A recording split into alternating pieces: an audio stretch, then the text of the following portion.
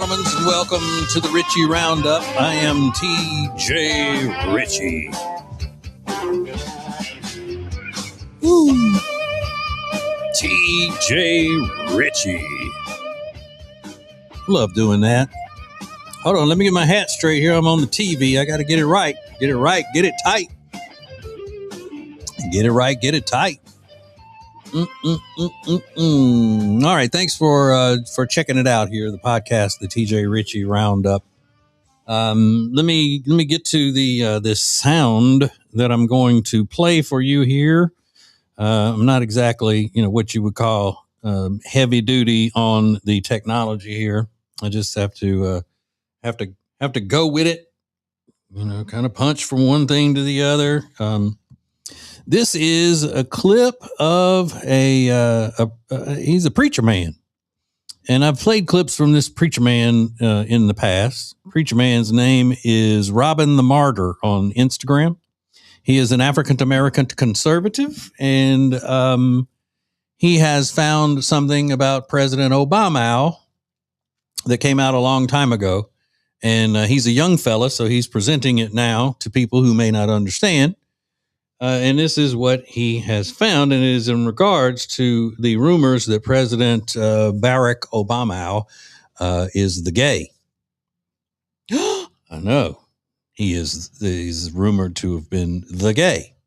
Now, before I get into this, the Reverend Pastor David Manning of Harlem has long said that President Obama, who he refers to as the long-legged Mac Daddy, Obama, was gay with a man named Larry Sinclair, because a man named Larry Sinclair came out years ago and said that he had an affair with President Obama, and nobody ever proved it or believed it. Nobody of any substance back then in the media or anything. But I'm willing to bet that the Reverend Pastor David Manning of Harlem still believes that. But anyway, here's what this fella has unearthed. Check it out. Listen. I'm about to tell you is not conspiracy at all. You can Google this right now. In a 1982 private letter to a former girlfriend, President Barack Obama wrote, and I quote, "He makes love to men daily in his imagination." Once again, you can look this up right now. These letters are preserved at Emory University. This is a fact. So there's no more speculation. There's no more mystery. It has been solved. What type of man makes love to other men in his imagination daily? A gay man does. Only a gay man imagines having sex with other men. Case closed.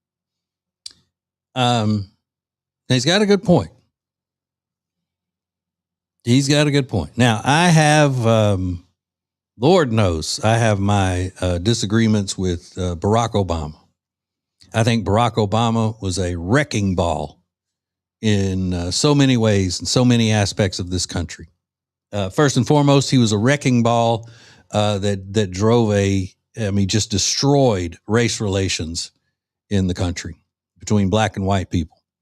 I think Barack Obama is a full-fledged, ruthless, iron-fisted dictator communist.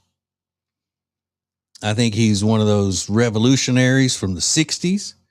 I think he's got blood on his hands from all of that. I think he started his political career in the living room of a domestic terrorist. You can look all of this stuff up. Look up Weather Underground if you don't believe me. But I'm not sold on saying that he's gay. Let me tell you why. Does it make sense though for a straight man to talk about being, imagining himself having sex with men or having sex with men in his imagination all the time? Is that normal behavior for a straight man? No, not. But here's the thing, and far be it from me to be a special pleader for Barack Obama, but I went back and found the letter that the man was talking about that Obama had written to an ex-girlfriend back in the 60s. I'm sorry, in the 80s, in 1982. Quote, in regard to homosexuality, I must say that I believe this is an attempt to remove oneself from the present. This is Obama speaking now. In regard to homosexuality, I must say that I believe this is an attempt to remove oneself from the present, a refusal perhaps to perpetuate the endless farce of earthly life. You see, I make love to men daily, but in the imagination. Now, this is what 21-year-old Obama wrote to Alex McNear. Okay, that was his girlfriend. And he also went on to say, quote, my mind is androgynous to a great extent, and I hope to make it more so until I can think in terms of people, not women as opposed to men. But in returning to the body, I see that I have been made a man, and physically in life, I choose to accept that contingency.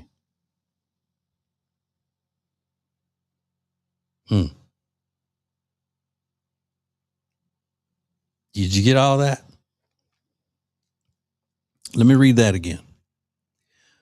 My mind is androgynous to a great extent, and I hope to make it more so until I can think in terms of people, not women, as opposed to men. But in returning to the body, I see that I have been made a man, and physically in life, I choose to accept that contingency. Now, I don't necessarily hear a, stepping out of the closet admission of being gay. I'm not hearing that he's saying he is the gay. What I'm hearing is being the country's number one societal profiler. What I'm hearing here is the nonsensical ramblings of a dopehead is what I'm hearing. We all know through history that Barack Obama was a dopehead, dope fiend, not just the marijuana, but the cocaine as well. He was a cocaine person. And that's what that tells me, that in the 80s, he had this white girlfriend he was trying to impress. And they're both, these Marxists, just like you see these young people now that run around call themselves socialists. This is what they were. Dangerous. Don't get me wrong. Very dangerous, but doped up.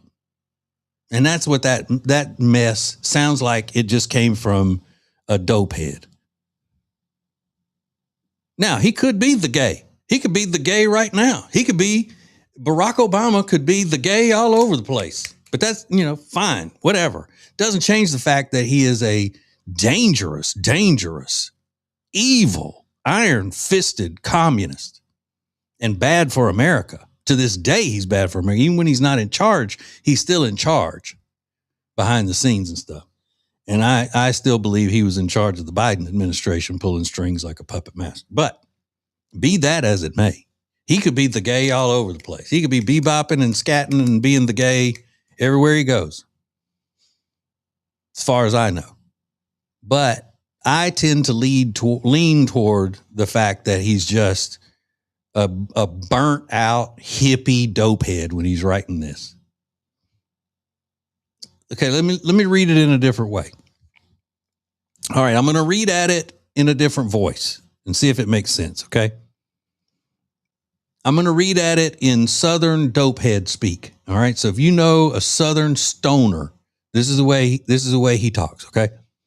In regard to homosexuality, man, I must say that I believe this is an attempt to remove oneself from the present, a refusal, perhaps, to perpetuate the endless farce of earthly life. You know what I mean?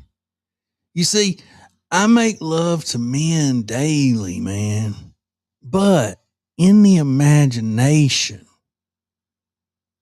that's where I'm making love to men, is in the imagination. But brother, we're all making love to everybody, you know? Because if we're not making love to everybody, brother, then what are we making? We're making hate. And I don't want to make hate, man. So you got that. Or remember the character on In Living Color that Damon Wayans did? His name was Oswald something or another, but he was always making up these words and trying to sound. He would use these big words that he made up and use them out of context, and the whole thing was he thought he was intelligent, but he was really an idiot. I kind of hear it in that as well. My mind is androgynous to a great extent, and I hope to make it more so until I can think in terms of people, not women as opposed to men. You know what I'm saying?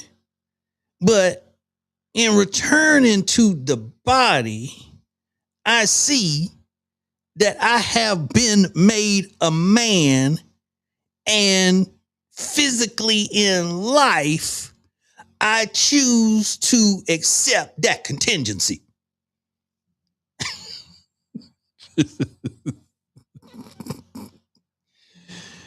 Either way, it's the ramblings of a burnt out hippie drug addict. Whether it's the gay or not, it's stupid.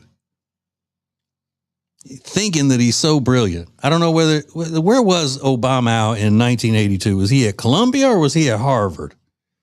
Let's see. Where was Obama in 1982? I know where I was. I was in the 7th grade. Winfield Middle School, Winfield, Louisiana. In 1982, Barry Obama was living in New York City, attending Columbia University as an undergraduate student and residing in apartments on the Upper West Side and East Side of Manhattan. See, he was on both sides. Both sides. Is that the way they're saying he was bisexual?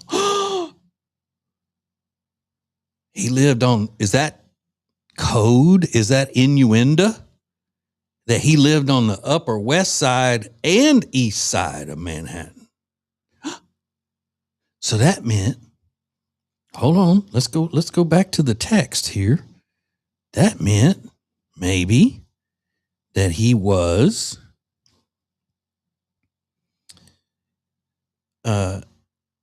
he have been made a man and physically in life. He was on the Upper East Side and Upper West Side. So androgynous to a great extent. And he hoped to make it more so until I can think in terms of people, not women as opposed to men. By the way, there's a picture of this chick that accompanies this article, and let's just say that Barack Obama was not picky when it came to how his girlfriend looked. Yeesh. Yikes. Woo. Now I know all these people look dirty and nasty, these hippies at this time. But then again, this is 1982. This is not 1969. They should have cleaned themselves up by then, because they were in the Reagan generation. Everything was bright and clean and all that. They should have been better in 1982. I mean, man was 21. He was a good looking brother. I'm not kidding. Barack Obama looked good. I mean, he's in this picture. It shows him in 1982. He's wearing a sweet jacket, looking good. That jacket's in style today. Ski jacket, got a scarf on, hands in his pockets, leaned up against a post, posing all like the Mac Daddy, long-legged Mac Daddy Obama. But this chick, let's find out where she is now. As long as we got time here. Where is Alex McNair now? Let's see. She may have passed. Oh. Wait a minute. Obama's ex-girlfriend. Is this the one that wasn't I know Obama at one point wrote about a girlfriend, but it wasn't like he called it a composite of women that he knew. Some kind of weird crap. Is this the one? Okay. Alexandra McNair, Barack Obama's college girlfriend from their days in the early 80s, lives a private life and generally avoids the public eye. That's good. She to protect the public's eyes, it's good that she remains private. Woo! I mean, I don't like to talk about people, but damn.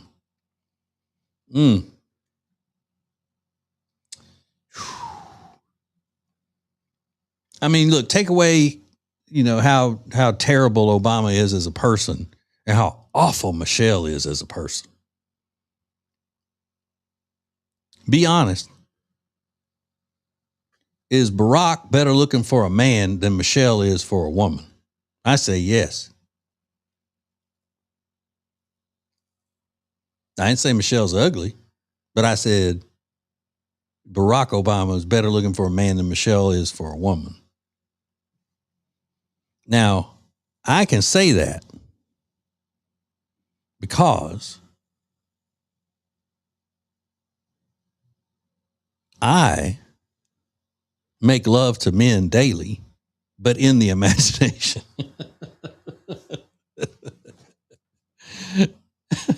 Listen, now I may be going the other way on this now. If you're not gay, why would you ever say anything like that? Why would you say something like that if you're not just trying to be absurdly funny, like I just did? Like I just said that as a ridiculous joke. But why would you say something like that? Was it because this chick was so liberal and you're trying to score points with her? She's such a feminist, so open-minded and liberal that you're trying to impress her by saying that you have fantasies about having sex with other men? If I got to impress a woman that way, she's not a woman that I need to be with. And I think most hetero men would agree. I mean, how much of a simp do you have to be if you're pretending to have gay fantasies to impress a girl you're trying to hook up with? This seems like that's just lunacy.